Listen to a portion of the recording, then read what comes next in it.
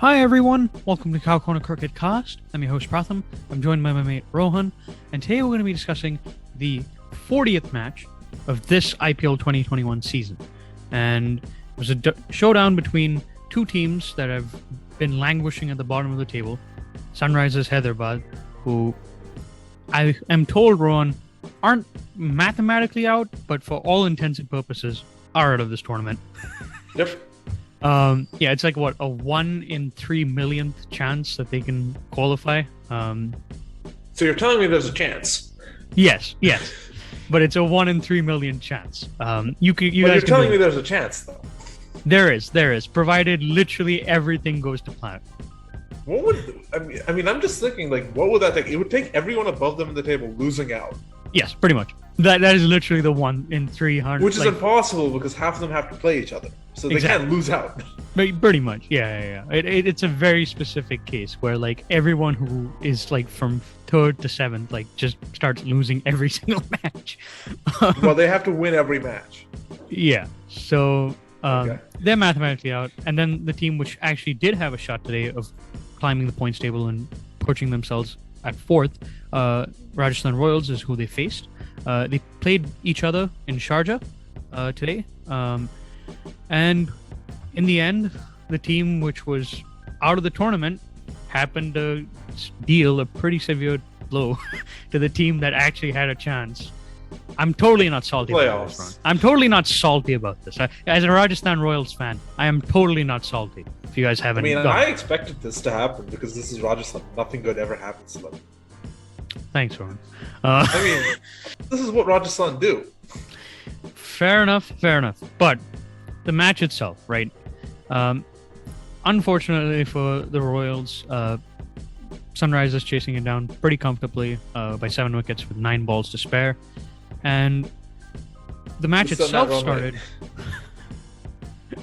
Yeah, but the match itself, right, started actually pretty promisingly for Rajasthan.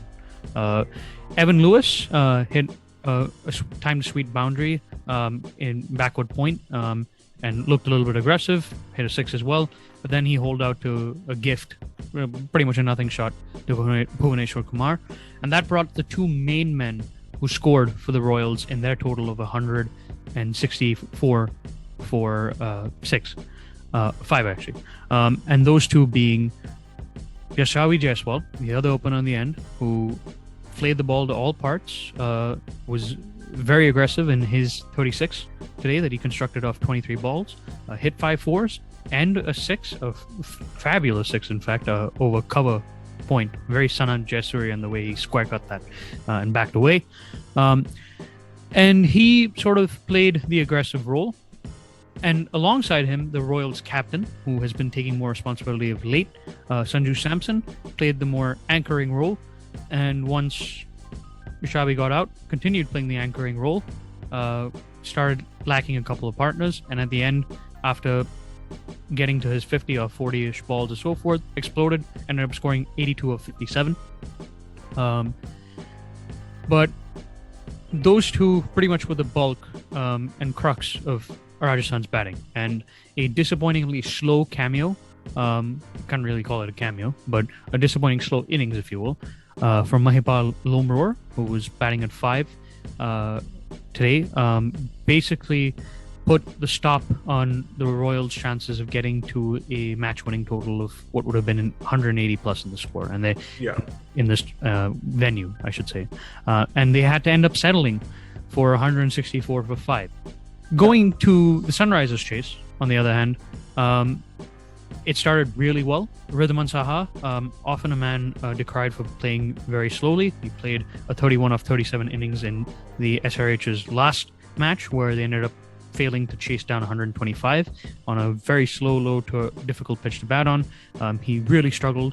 But today he came in with a different mindset, was very positive, attacked from the word go, ended up scoring 18 off 11. 2 boundaries, pull shots accompanied him with 1 excellent 6 as well. But when he was dismissed off the 5th over to the introduction of the spinner, the left-arm spinner Lomror, the all-rounder, it was the time of the 2 batsmen who really formed the crux of the chase for Sunrisers Hyderabad, and whose contributions were the main reason why, in fact, Sunrisers came up trumps so easily in the end.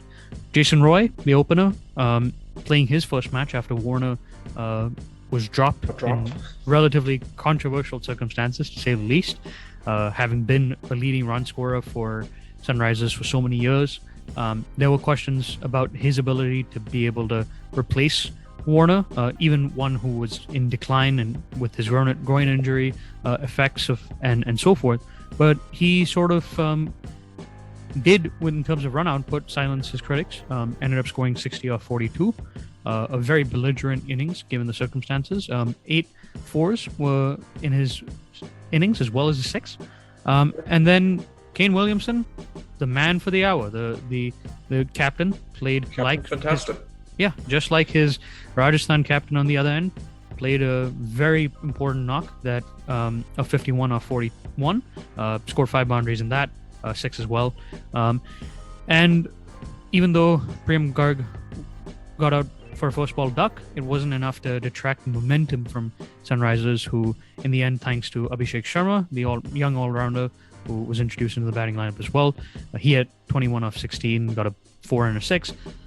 They ended up chasing the target with 9 balls to spare. To the match itself, in terms of its specifics, I thought the first thing that I think we should definitely talk about, right, is young Yashavi Jaiswal, because man, oh man, this guy is becoming super consistent in the second leg of the IPL. Yeah, I mean, they just needed somebody who could. I mean, Rajasthan's problem is that like half their team is either injured or unavailable. Right. So having a young player come through and perform like that is massively important for them. His innings was interesting in the sense that I thought he exploited the offside. For him, he's a left-hander, so it's the longer side of the ground. But what was especially useful about his exploitation there is he would back away from his off-stump guard around leg stump to create some room to flail the ball on the offside, right? Yeah. And it was like some other batsmen in this match we're going to be talking about. Its advantage really was that a lot of the field placements were set by both Sunrisers and Rajasthan were assuming that, there's a longer side of the boundary, right? So since the batsmen are going to go after the shorter side of the boundary largely in their stroke making abilities and so forth, we're going to place the majority of our fielders towards that shorter side. So in the case of Yashavi, that was the leg side. But him backing away and cutting those balls and playing them whenever there was even a tiny bit of width, or if the length was a little bit short around just outside that off stump, was fantastic to see. There is one issue that he has to fix though. He does have a tendency of not playing the short ball, particularly when it's straight at him, near his neck. The pull particularly well. There were a couple of pull shots, I think off Holder, which almost went down, right? Because he doesn't quite get into a position where he's keeping the ball down or he's in control of the ball. He often hits it, gets the splice or the top edge of it, and it comes off. I think he gave the perfect start for Samson, the man to construct his own little masterpiece. Oh yes. By and large, he is assuming the responsibility that people were deriding him throughout his entire career for, right? As a captain, as a wicket-keeping batsman, as a top order batsman, it is very difficult to juggle all those roles together, right? And I think clearly the estimation that he's made and the calculation he's made, especially after the way that his team has performed during this IPL season, he has to end up starting a bit slower than usual. He's gotten a lot of flack for it. I remember seeing people who were commenting in the match, friends of mine, being like, this is a selfish innings. He's not... why is he taking 30 balls to score 32 initially and so forth? But I think the innings that he plays now is very much in the sort of mold it's not a better innings from his perspective. It's a better innings from the team's perspective. And exactly. I think it's a commendable change in how he views himself and how he views his batting in this lineup. Exactly. And I think that, like KL Rahul, the goal of his is to bat out the 20 overs, right? He knows that he's in a batting lineup with a very fragile middle order. Parag hasn't been in good form of late. Got a first ball duck here today as well. Mahipal Lomror is a very limited batsman. Even in this match, he has one shot, which is a slog sweep against the spinners, which is his sort of release shot. And without that, he really struggles to time the ball. He wasn't able to get hit in any other regions of the ground. Chris Morris as well, been in really poor nick. So largely Tewatia as well, not able to replicate that 5-6s season that he had last time around with the big hitting and so forth. The grounds have been a bit too big for him, and he hasn't been quite able to play the shots that he would like. So really, you're seeing a situation where Sanju Samson recognizes that he has to bat out those 20 overs, and he critically has to construct his innings in a way where he starts slow and then he progresses quickly and rapidly, right? And he showed today why that would work with somebody like Samson, because he has that talent, right? He has that class. His ability to do three things really impressed me today. The first being his ability to, once he decided to accelerate, right? His ability to toy with the bowlers, and especially bowlers who were bowling on leg stump to try to restrict his single abilities with packed leg side fields. His ability to play inside out cover drives of deliveries that were pitching on leg stump, Rohan. Leg stump. And glorious shots, mind you. Like some of the best shots you ever see in a highlights package possible. His ability to do that speaks volumes into how much control he has and awareness he has of his game. His ability to hit boundaries and then immediately run for the single after that, as to not create pressure on himself to go for the almighty heave or shot and so forth. Because he was notorious when he started out, especially of doing that, right, Rohan? He would try to hit multiple boundaries in a row when he got into the groove. He liked batting too much for the sake of batting, in a sense, right, of the aesthetic shot. And then finally, even his intention of going after the boundaries that he goes after, right, in the sense that the first ball, especially in those last 5 or 6 overs where he hit boundaries, when he decided to go for the acceleration, he often hit them off the first or second ball that he faced in an over, and then immediately took a single. So the bowlers were already under pressure because in their first half of their over, they've already been hit for a 4, so they now need to try to make a comeback. And it diffuses the pressure off the batsmen on the other end, like Lomror, who are struggling, because they now don't have to necessarily worry about hitting boundaries, because the more pressure applied to the bowlers means that there's going to be more scoring opportunities on the other end because of that sort of having to cope with that pressure and releasing the more bad deliveries like you naturally do when you're in that sort of pressure state as a bowler. So I thought it was really sensible batting from Sanju. But which is not something that you normally hear about Sanju Samson. Yeah, and I mean, the biggest compliment that I can pay it to him is he deserves a purple cap, right? Because he's had the talent to do it, and he's finally decided, you know what, I can play better than this. I'm going to go out there. I'm going to play responsibly. I'm going to get those big scores, those 70 odds. And yeah, I mean, he really was the main reason for Rajasthan getting a par total in the first place. That's really all you can say about Rajasthan. Because SRH, they made some changes, and all of the changes seem to have paid off. Jason Roy gets off to a stormer, a 50, which is good news for England, bad news for everybody else. We don't want to see him in the UAE. And we don't want him to be in form when he comes into the World Cup. Right, as Indian fans. But as fans of teams that are not specifically England. Indeed. As well, generally. Indeed. And he played well today against the Pacers, right? It's one of those things which I sort of figured going into the match, given that this pitch, once I looked at the pitch, right, given the pitch did seem to assist some of the seamers, or would have been more seamer friendly than some of the other wickets we've seen in the UAE on first examination, and given that both sides created compositions where they basically bowled out, they had mostly their paces operating for about 15 or 20 overs, 15 out of the 20 overs, I should say, of the entire chase.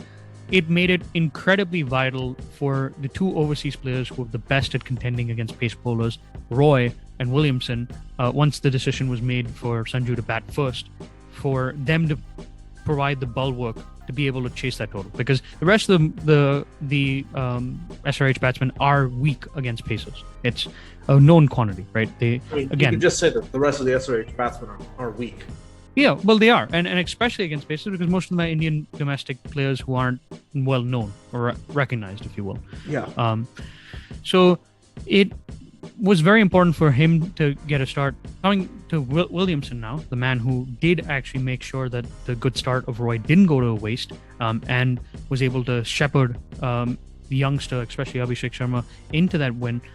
What stood out to me was two aspects of his batting. The first being how well he communicated with his partner, right? It's not something that gets talked a lot, because generally the assumption is that, if you score the match-winning innings, you alone, especially as a senior player with that much experience, are the one who is causing the win, right? You're the one who's scoring all the fours, sixes, and to some extent, Williamson did hit a lot of boundaries, right? More than Abhishek, who only hit 2. But there was a very revealing moment, Rohan, in the post-match presentation where Abhishek Sharma, being interviewed, for at the end of the match, mentioned that Williamson would come over to him almost every over and tell him, "You are going to win this match for us. You have the ability and the mindset to do that," right? And his ability to motivate the youngster to think that he's playing his own part, and by extension allow him to clear his judgment a little bit more, and just play more freely. Play more freely, but also it allowed him to behave a little bit more responsibly as well, right? Williamson was trying to get a double at one point, and Abhishek Sharma actually told him no, to stop him back from getting that particular double, which was a risky single. So that sort of psychological boost, right, where you're giving a youngster more responsibility, and in turn he makes more sensible decisions, is something that Williamson has been a master for, even in New Zealand. It's why he's the best captain in the world. Exactly. It's why he's consistently rated as the best captain, not just in franchise cricket, not just in T20 cricket, not just in ODI cricket, right, but in Test cricket, and generally speaking. It's because he's a guy who's not afraid of delegating responsibility. He's a guy who also isn't afraid of taking responsibility when the situation requires it. His 50 today was just well managed. He never looked out of control. He never looked like he was going to do anything stupid. He never looked like he was going to do anything. He was just going to play his inning, and he was going to back the fact that he could score quickly enough when he needed to, and he was going to back the fact that he was willing to take on the opposition. Opposition weren't going to give him any trouble with spinners or anything like that. So he was like, okay, fine, I can deal with the situation. I don't need to worry about strike rotation too much, but I'll rotate the strike when I want to, and when the situation requires it, and I'll just play out my innings. To your point, right? He targeted bowlers very well. We talk often about targeting bowlers well in a match, right? He targeted the bowlers in the 17th and 18th overs, Mustafizur being one at the end. Because he understood that their left arm angle, right, specifically Sakaria and Mustafizur, who were the two left armers that ended up coming in bowling. He understood that their left arm angle was, and especially their way of bowling over the wicket, the natural sort of conception of bowling to him was going to take the ball away from him. And so the fields that were set on the leg side there weren't too many fielders there. And even though it was a longer side of the ground for him, the right-hander, he still managed to be able to move in front of his stumps, so sort of the opposite of Jashabi in a way, move across his stumps to more of a middle stump guard at the point of contact, and hit boundaries when need be. And he really diffused the pressure brilliantly, right? He even made sure that the amount of the strike that he was taking up in comparison to Abhishek was in reasonable proportion, took up roughly, I think, about twice the amount of deliveries as Abhishek during that partnership. And so he really made it so that the partnership as itself cohesively worked. And that the left-handed, right-handed combination. Again, just another key strength of Kane Williamson, the batsman. Yeah, because the left-handed, right-handed combination of those two also helped, right? Yeah. By giving exactly this many or relatively this many balls to Abhishek Sharma, a reasonable amount, but not the majority, so he gets overwhelmed. He sort of messed with the lines of the left-armers in the Rajasthan lineup, who started losing their line and length, bowling, drifting on the pads, and so forth, because he just couldn't control that sort of switch. So brilliant innings, all considered, from him. What would you say are the key takeaways that you have regarding Rajasthan in this particular match, and what likewise, what are the key takeaways that you would say you would have for SRH? And I guess we could start with Rajasthan, because they're the losers in this match and probably have to learn more. The key takeaway for Rajasthan is that you need to have you need to find another batsman somehow, because Sanju Samson and Jashavi Jaiswal. Yeah, Jashavi Jaiswal cannot. They cannot do everything on their own. They need support. They need someone who can come in the middle order. They need someone who can come down the order and just hit and release the pressure at the end of the innings. I agree with you, although I would say the even bigger concern is the bowling, right? Tewatia is living on past glories, largely. He was never a spinner who could turn it a lot. He was largely relying on his accuracy more than anything else as a leg spinner to sort of bowl some tight overs in the middle and sort of strangulate and choke the innings. He wasn't able to do that today. In fact, his lack of control, he went for over 10 runs in his 3 overs, was a huge reason why Sunrisers were able to coast even in situations where they lost a couple of wickets, like after Priyam Garg stuck today, right? I think you have to bring back Shreyas Gopal. He also had a pretty poor season, to be honest. There are way too many players from the Rajasthan setup who had a poor season, and that's why they're at the 6th position currently. But Shreyas Gopal bowls the ball a bit slower. He gets the ball to rip a little bit more. And you sort of need that, right? Especially on pitches like this where it's not turning much on itself, right? You need somebody who can get the odd one to rip. Because especially with somebody like a Roy, right? Some of these belligerent overseas players, right? Who are in the top order. Having that sort of bowler who can just bowl one that turns out of nowhere, right? It suddenly creates a psychological factor in the mind of a batsman that, holy shit, this pitch is turning, right? Even if it isn't. And it forces them to sort of go on the defensive and then pressurizes them. And then eventually when they try to hit out, because somebody like Gopal bowls with that slower pace, they're more likely to not time the ball properly and get out. And in fact, the next match that Rajasthan are going to be playing is going to be against RGB. And Glenn Maxwell is a very good example of a batsman like this who gets suffocated against slower spinners who can give it a rip, right? So, I think he has to I think that needs to be changed. I agree with you, although I would say the even bigger concern is the bowling, right? Tewatia is living on past glories, largely. He was never a spinner who could turn it a lot. He was largely relying on his accuracy more than anything else as a leg spinner to sort of bowl some tight overs in the middle and sort of strangulate and choke the innings. He wasn't able to do that today. In fact, his lack of control, he went for over 10 runs in his 3 overs, was a huge reason why Sunrisers were able to coast even in situations where they lost a couple of wickets, like after Priyam Garg stuck today, right? I think you have to bring back Shreyas Gopal. He also had a pretty poor season, to be honest. There are way too many players from the Rajasthan setup who had a poor season, and that's why they're at the 6th position currently. But Shreyas Gopal bowls the ball a bit slower. He gets the ball to rip a little bit more. And you sort of need that, right? Especially on pitches like this where it's not turning much on itself, right? You need somebody who can get the odd one to rip. Because especially with somebody like a Roy, right? Some of these belligerent overseas players, right? Who are in the top order. Having that sort of bowler who can just bowl one that turns out of nowhere, right? It suddenly creates a psychological factor in the mind of a batsman that, holy shit, this pitch is turning, right? Even if it isn't. And it forces them to sort of go on the defensive and then pressurizes them. And then eventually when they try to hit out, because somebody like Gopal bowls with that slower pace, they're more likely to not time the ball properly and get out. And in fact, the next match that Rajasthan are going to be playing is going to be against RGB. And Glenn Maxwell is a very good example of a batsman like this who gets suffocated against slower spinners who can give it a rip, right? So, I think he has. I think that needs to be changed. The whole thing about them is if Tyagi can come back, I know he's injured now, because the three left armers that are in this lineup all bowl the same pace. They all have these sort of slow variations. They're all basically the same bowler. They're all basically fits. Right, and if it's different, and if it's one dimension, if your attack is that one dimensional, right, it really creates a situation like today where if the batsmen get a hold of that sort of left arm angle that you're trying to create, you're not going to be able to, be able to defend totals. So they have to bring back Karthik Tyagi if he comes back fit.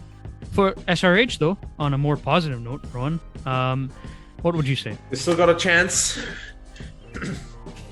but a 1 in 4 million chance, something like that. Yeah, but still a chance. One thing I will say, again, Ridhwan Saha, brilliant first up, right? Only scored 18 off 11, but this is the kind of Ridhwan Saha you want to see. You want him to see him taking on the pacers, which he's often hesitant to do.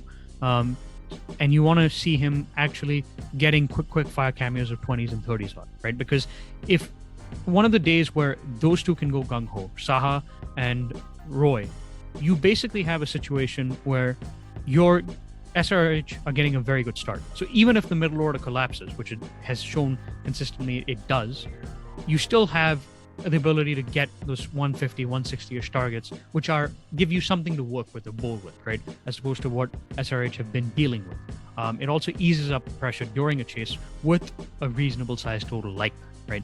So I think he has to go on the aggressive as well. And with that, man, we'll be signing off. Join us tomorrow. We'll be covering another match as well.